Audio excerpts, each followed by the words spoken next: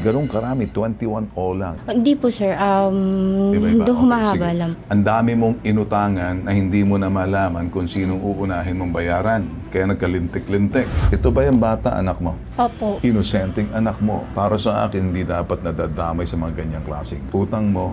Di ko gusto yan. We understand na may mga utang. Yung panghaharas ng mga tao, yun ang nagiging violation nila. Kung meron naman po kaming mga ebidensya na sila talaga ay gumagawa nito, pinapa-deactivate po natin yan. Sa ngayon, 2023, hindi po sila nakapag-renew. So, illegal po yung kanilang operation. Ilan ng online lending application o OLA ang nakipagsubukan at naipasaraan ng hashtag ipabitag mo. Naging krusada na ng hashtag ipabitag mo na tuldukan ang mga pambabastos, pananakot at pambababoy ng mga kolektor ng OLA sa kanilang mga kliyente. Dahil dito, nagbakasakali sina Jelly at Jovelyn na matulungan sila sa kanilang problema sa OLA. Sir Ben, naparito po kami para ireklamo ang Newcash and Peramoo. Ito po ay mga online lending app na nanghaharas po sa amin. Pati po yung anak ko, dinadamay nila na pwede naman daw na yun na lang yung ipangbayad sa utang o kaya gagamitin nila para mamalimos. Ang problema, not one, not dozen, but 21 na OLA ang kanilang nautangan. Umutang po ako sa kanila, hindi po dahil sa gusto ko lang. Plano ko lang po talagang mag-business, makatulong sa pamilya. Inaamin ko naman na di-delay ako ng payment pero yung obligation ko para makapagbayad, nagagawa ko naman. Ang bigat na, wala na akong mapaikot sa business, wala na akong maibigay sa mga anak ko. Sabi nga ni Sir Ben, di ba, lahat tayo may karapatang igalang, pero sila, kahit konti, wala. Sana po matulungan niyo po kami, na sana po matigil na po ng mga app na ito ang panghaharas sa amin. Ang sumbong, iimbestigahan at aaksyonan sa hashtag ipabitag mo. Kasama po natin ngayon sa Bitag Studio si Jovelyn Gabriel, si Jelly Robles. Magandang umaga sa inyong dalawa. Magandang umaga rin po. Okay. Kayo ba'y ginigipit kasalukuyan ng mga inutangan ninyong online application apps? Ako po kasi po, through text and calling po. Di bali po, nung time po na naniningil po sila sa akin, kahit po ini-explain ko po sa kanila na kulang pa po ang aking pambayad, sasabihin nila, gumawa ka ng paraan. Sa gantong oras, kailangan mabayaran mo na. Kung hindi, tatawagan namin yung mga references mo at mga nakakakilala sa'yo para pa sila ang pagbayarin namin. Yung po ang sa phone calls. Okay. Hindi mo ba pinadala yung kulang na pera para pakita sa kanila na kahit na paano nagbayad ka kahit konti? May isa pong loan app na ganun po. Okay, pero, isang app may pumayag ng ganyan. Opo. Nagbigay ng konsiderasyon. Opo. Pero yung ibang apps, ayaw. Opo. Okay. Ba't ganun karami? 21 o lang inutangan mo? Sabay-sabay? Hindi po, sir. Iba-iba. Humahaba Sige. lang po. Sa dami ng OLA na inutangan mo, nakasulat ba sa'yo, ito yung araw na to, babayaran ko si OLA number 1, OLA number 2? Totoo po, sir. Everyday po, chinecheck ko po sila yung dates so, po. Nagmintis ka roon sa 21, ilan doon ang mintis mo? Marami rin? Halos lahat na po, marami. sir. Okay. Kung marunong makiusap at naintindihan, pero pagkatapos tinupad mo naman, bibigay sila ng palugit sa iyo. Pero kung yung nangangako ka, pagkatapos hindi mo tinupad, may problema ka. Opo. Ano naman ang kwento mo? 21 OLA rin ang utangan mo? Hindi po, 5 lang siya, sir. Lang, Pero okay. yung 3 po doon, maayos kausap. Yung 2, yung Peramoo at Newcash, yun po yung talagang mahirap kausap. Okay, bakit? Sige, kwento mo. Bakit mahirap kausap? Kasi nung araw na tumawag sila, sir, nakiusap ako na wala talaga akong pangbayad. Ngayon, sabi ng agent, sinend niya na sa akin yung mga picture, tsaka yung picture ng anak ko, na kapag hindi ako nakapagbayad within 5 p.m., ipopost niya sa social media. Pinost niya ba? Yung picture ko po. Anong nakalagay sa post doon sa mukha mo? Ano po, magnanakaw, scammer. Iba-iba po kasi yung face. Ito na ba ang nakikita natin? Pakilakingan ng konti, pakibaba ng konti, pakibaba ng konti.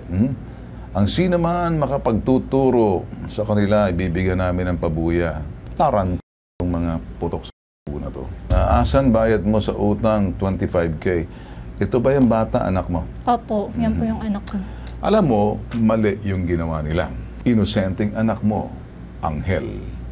Para sa akin, hindi dapat nadadamay sa mga ganyang klaseng. Utang mo, hindi utang ng anak mo. Malinaw, hindi ko gusto yan. Kailan nangyari yan? Nung ano lang po yan eh.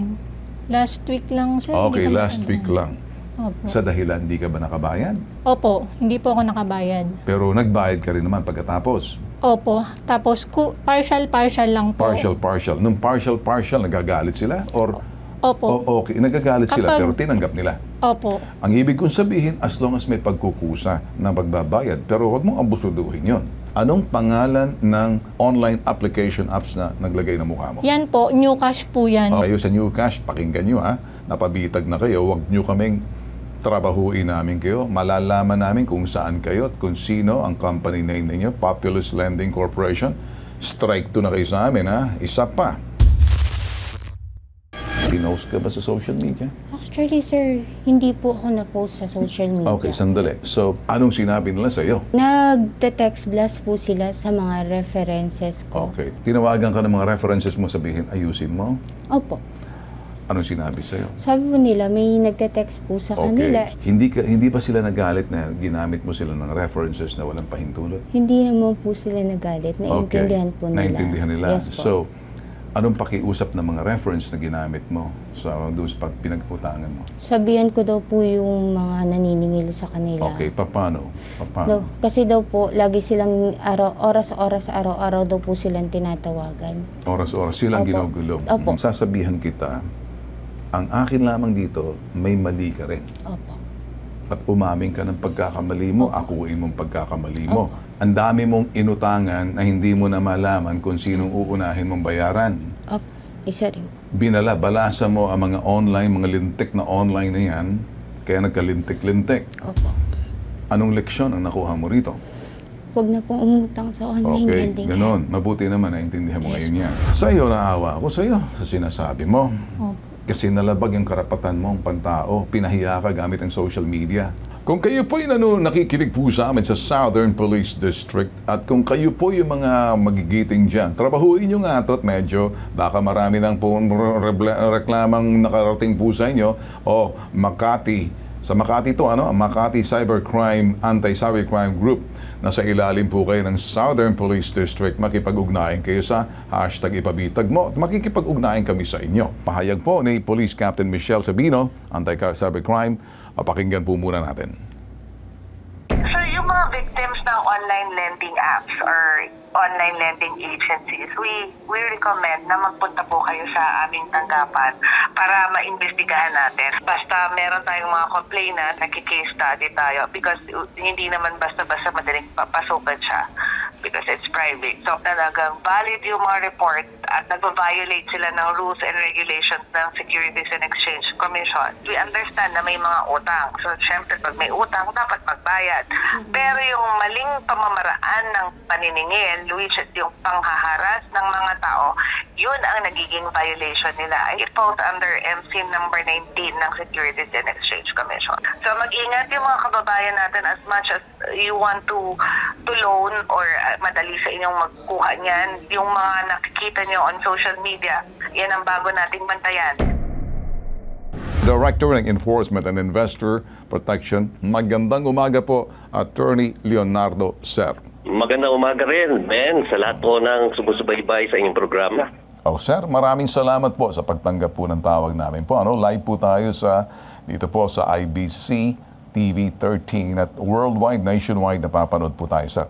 Tama po ba, sir, ang ginagawa po ng mga online apps na nag-a-apply po sa SEC tulad po nitong mga pangalan nitong company na Pera Mo Online Peso Cash Apps and then dalawa po to at saka New Cash. Bukod po doon sa nabanggit na paglabag po sa Data Privacy Act, isa rin po paglabag yan sa Cybercrime Prevention Act at sa Revised Penal Code naman po yung mga other threats and coercion.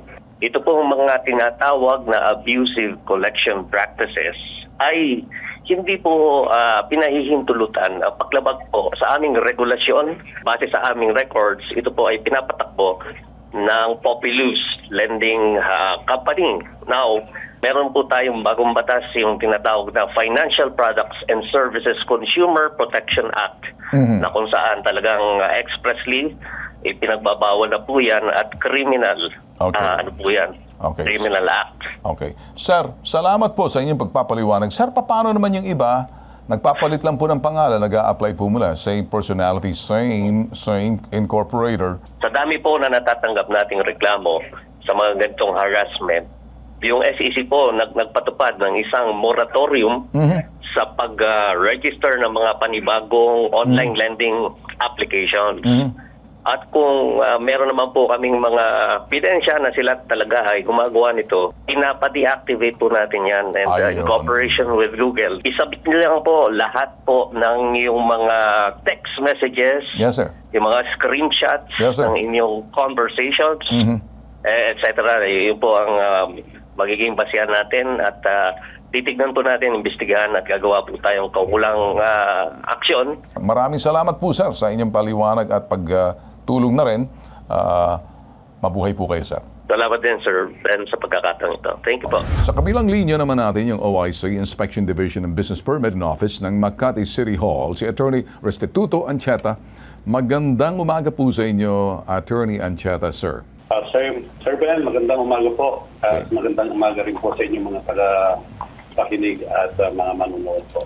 Okay, sir, naka-live po tayo sa IBC TV13 at sa ating worldwide, nationwide digital streaming. Sir, narinig niyo naman siguro, sir, kami lalapit po sa inyo sa Inspection Division sa Business Permit. Ano pong magagawa ng ating City Hall po sa pangunguna po ng inyong mayor through you, Inspection Division, partikular po sa Business Permit? Kung patungkol po ito sa Magician of Money Lending Corporation, yes, yes, sir. Sila rin po ay nakarehistro dito sa aming tanggapan. Pero this year, 2023, wala pa po kaming record kung nakapag-renew na po sila. Okay. Basically, wala po. Hindi sila nakapag-renew this January 2023. Pag may nilabag, sir, hindi ba yung business permit, sir, may condition po yan, sir, sa magiging sa national, particular sa SEC. Kayo po ba ay maliban sa pagre-renew lamang, pwede silang bibigyan ng conditioner permit sa ginawang condition dahil medyo aayusin nila dahil sa kanilang pamamahiya sa mga nangungutang? Sa ngayon, 2023, hindi po sila nakapag-renew. Basically, tulad ng sabi namin, so illegal po yung kanilang operation sa ngayon dahil hindi po sila nakapag-renew. Okay. Pero ayon po sa ating city ordinance, pagka hindi po sila nakakapag-renew, at ng permit, ang kailangan lang pong gawin ay bayaran yung kanilang hindi nababayaran na dues and taxes. Tapos, syempre, may surcharges po sila. Ngayon, ang pag-i-issue po kasi o pagbibigay naman po ng permit sa kanila ay isang pribilegyo. So, pwede po natin siyang i-revoke, pwede po natin siyang i-recommend na lalabag po siya na ordinance at batas po ng national. Sir, makikipagtulungan po kami. Maraming salamat po, sir, sa inyong pakikipagtulungan at pagpapaliwanag. Nabibigyan po ng kaalaman ang mga mamamayan. Mabuhay po kayo, sir. Una, pulis muna. Ay papakita yan ng ebidensya. Pangalawa, Securities and Exchange Commission, ida-download natin lahat ang ginawa nila sa inyo. Pangatlo, pwede i-revoke yung kalang lisensya sa business permit. Pero meron lang akong sasabihin po sa inyo. At lahat pong nanonood po sa amin, si Ben Tulfo at ang mga Tulfo Brothers. Kami po'y marunong makinig, marunong umunawa, maawa, marunong mag-imbestiga, marunong sumuri, marunong umaksyon, higit sa lahat marunong tumulong. Sa lahat po nangungutang sa online apps, kung hindi po kailangan, huwag. Kung sakaling mangutang man kayo, bayaran niyo po. Hindi po kami takbuhan ng mga nangungutang at pagkatapos magtatanggol sa inyo. Ang aming pagtatanggol ay paglabag sa karapatan ni naman na pagpapahiya na yan po'y nasa batas. Pero hindi po kami nanghihikayat, hindi po kami enabler ng mga tao mangutang pagkatapos pag kayo hindi nakabayad, tatakbo kayo sa amin. Hindi. Pagsasabihan na po namin kayo. Kasi may responsibilidad din po kami doon sa mga taong nangungutang na maging responsable pagbayad. Sa inyong dalawa, ikaw, nagrereklamo ka sa akin, hindi ka pinahihiya. Etong kasalanan mo, ang dami mong pinagkautangan, hindi mo na malaman kung sino uunahin. So para sa akin, wag mo nang gagawin. Pangalawa, gumawa ka ng hakbang na dapat mong gawin, bayaran sa iyong abot na makakaya. Wala akong makitang pamamahiya sa iyo. Ang naawa ako sa kanya. At sa iyo, wag mo nang uulitin. Sa ibang bagay, tutulungan kita. Wala akong makita pamamahiya. Kung kayo po ay niyurakan ng iyong karapatan pinahiya dahil maliit lang kayo. Pero ang utang ay obligasyon ay dapat bayaran. Ito po ang nag-iisang pambansang sumbungan. Abangan niyo pong aksyon namin. Serbisyo, tulong, Tatak, Tulfo, Rafi, Erwin, and Ben. #Ipabitag mo.